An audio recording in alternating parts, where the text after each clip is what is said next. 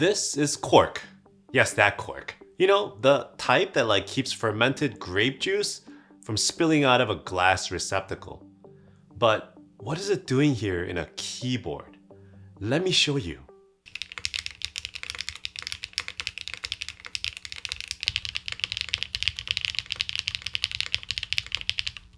Welcome back to the channel, guys. This is Scott K. Yes, cork, that cork. It has made it into a mass production keyboard, finally. And in my opinion, it's the better option compared to like the likes of PE foam. Why? Because you just heard it, didn't you? Something about this natural material helps the keyboard sound so crisp, thocky, and just sexy. Are you tired of that foamy, marbly sound? Well, now you have a new muse. Let's get started. So the keyboard that came with this cork option is the Meletrix Zoom75 TIGA. TIGA and not TIGA. The keyboard supposedly takes inspiration from the Ultraman TIGA series. Yes, that Ultraman, the one that looks like an alien with like a fish head. I mean, I guess we ran out of things to take inspirations from now. Anyways, I digress. Regardless of what the keyboard was modeled after or took inspiration from, the fact of the matter is this. The Zoom75 TIGA with the cork option is probably one of the best sounding keyboards I have heard in a while, especially at this price point. And there is some science to that also, why that is. Especially if you like that punchy, thocky sound. But before that, let's see what this keyboard is all about. The Zoom series from Meletrix was considered to be like an entry point into the family of Wuque keyboards. But now, with the likes of the Chill key that enter the picture, I feel that Zoom series is pretty much like the mid-end now, and the design and the details really support that. For example, take a look at the details of this specific case. You got some beautiful case details like this triple tone coloration going on, special electrophoresis. In addition, you have the angular lines flanked by additional crease and indent details that show that the Zoom isn't just an opening price point entry keyboard anymore. Plus, the Zoom75 comes with the option of a screen that obviously adds to the overall flair and the techiness of this keyboard as well. Like any good mid-tier keyboard, customization is key. For example, you can swap out the screen for like a magnetic badge. I mean, if that's what you want, you can. The rear of the case also has an option for additional magnetic badging options as well. Plus, this finish, I talked about the electrophoresis, right? It's not a flat white. Nope, it's a speckled metallic. Flip the case upside down and bam, you got a plain flat surface here? Nope. You got additional trim and weight details going on right now too. Then you move towards the inside of the case and you're greeted by a familiar and a happy sight, at least in my opinion, the ball and catch quick release mechanism. Yep.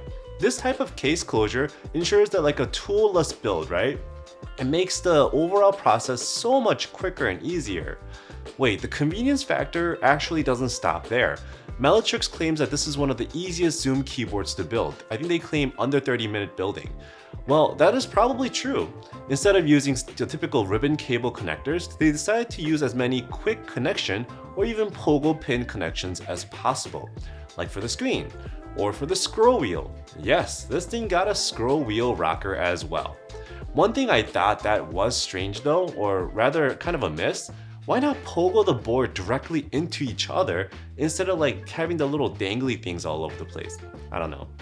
As you'd expect from the Zoom series by now, this thing comes in a plethora of PCB options, including a wireless tri-mode that allows for Bluetooth and 2.4 GHz wireless.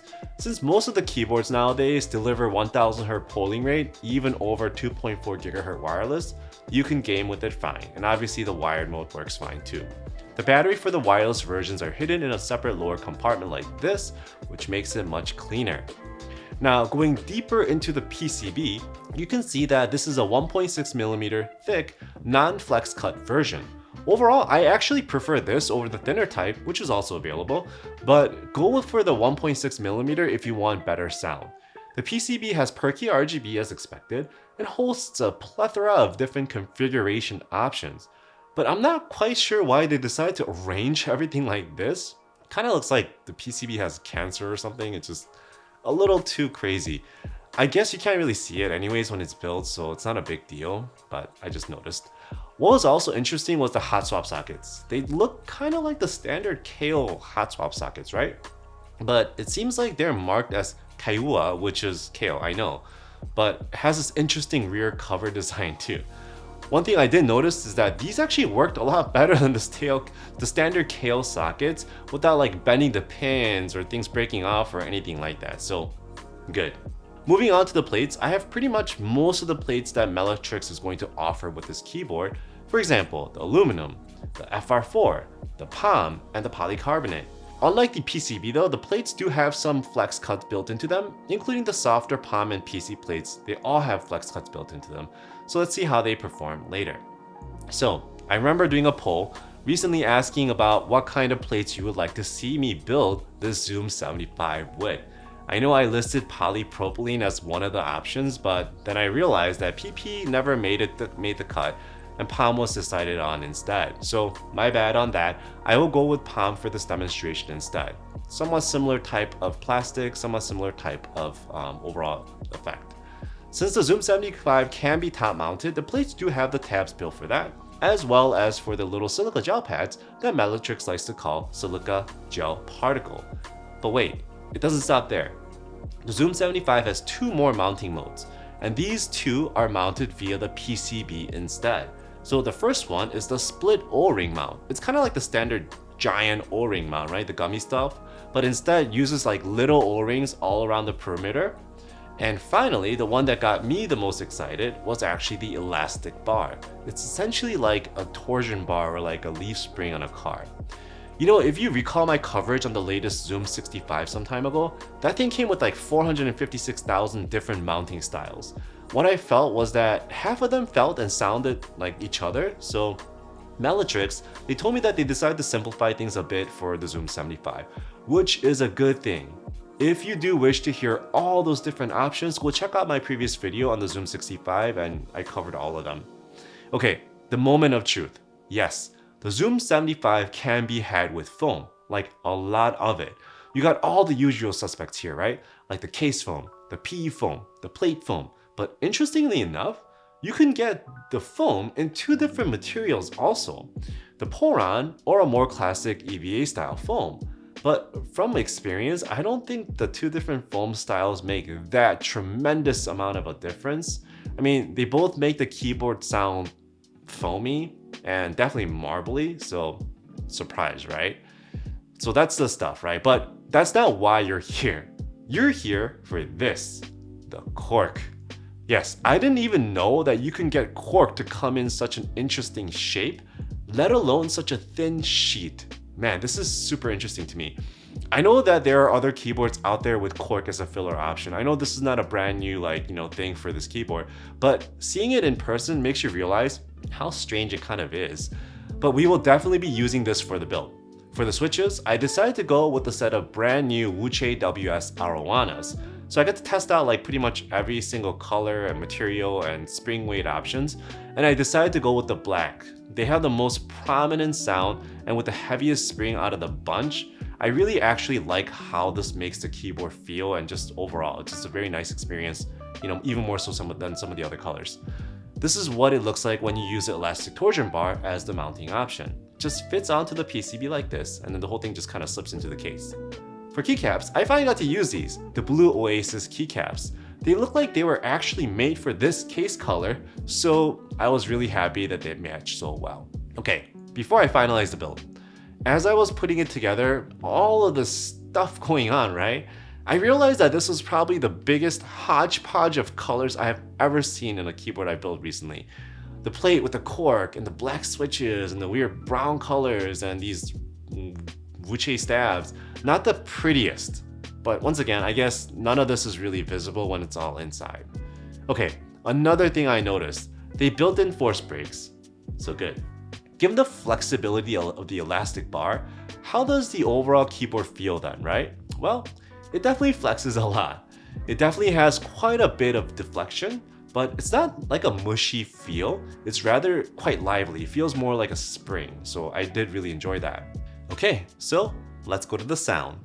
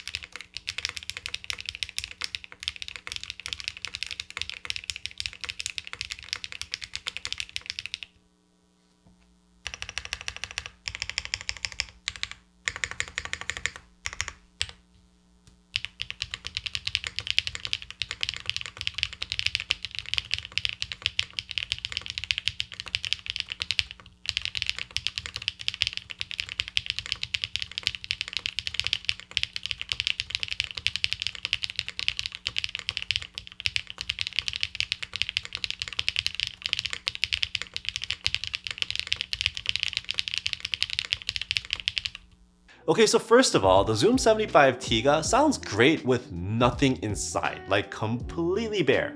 It has a very clacky but lively sound signature.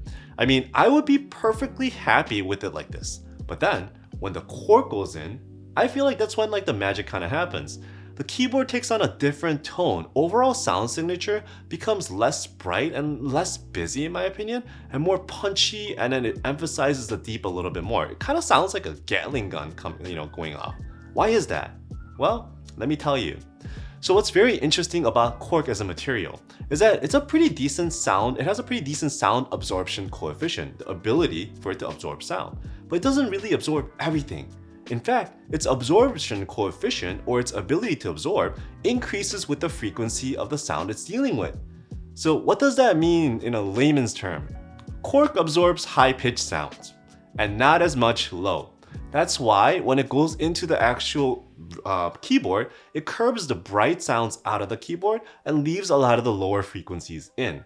Hence why it makes the Zoom75 sound a little bit more heavy and thockier and punchy. It's different from foam because PE foam actually emphasizes the mids, right? So I can just see it now. Everyone's going to be flocking for cork sheets and cork plate fillers now. And every new keyboard going forward is going to have cork everywhere. Man, what have we done? Anyways, I think this Zoom75 will be one of the first readily available keyboards that's accessible with cork as an option.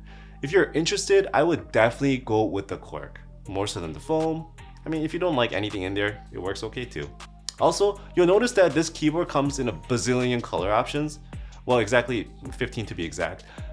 And like many more accent and weight options too, so hey, there's your option fix right there. Apparently, the case is finished in a new electrostatic spray. Now I can see why it has a shimmer and it does have a little bit different look versus like standard ano or even standard electrophoresis. Also, while the screen is definitely cool, I especially enjoy the built-in switch tester. If you decide that you need more keys, you can remove this and this could just be additional keys, or use a badge if that's your liking too. Also, I noticed that Meletrix offers an open source code to like 3D print attachments for this keyboard in the back, Legos and stuff like that. It might be cool to like make a unique one if that's your vibe, but otherwise, I don't know. For me, it does feel kind of like a gimmick in my opinion, but I don't know, I'm old school with that. So the Zoom75 will go on sale in about a week, and the standard edition will begin at around $195. However, the one that you want, in my opinion, is the one with the cork edition. It just costs $4 more, but it's worth it. I know that now you can get a fully built keyboard with everything included for around $100, but honestly, the Zoom75 TIGA is definitely not an entry keyboard. I would consider this a very approachable mid-range keyboard now with a reasonable price, and you will get one of the best sounding keyboards at this price point especially. I truly mean that. As usual, if you like this video, please like and subscribe, and I'll have more content for you in the future. Thank you.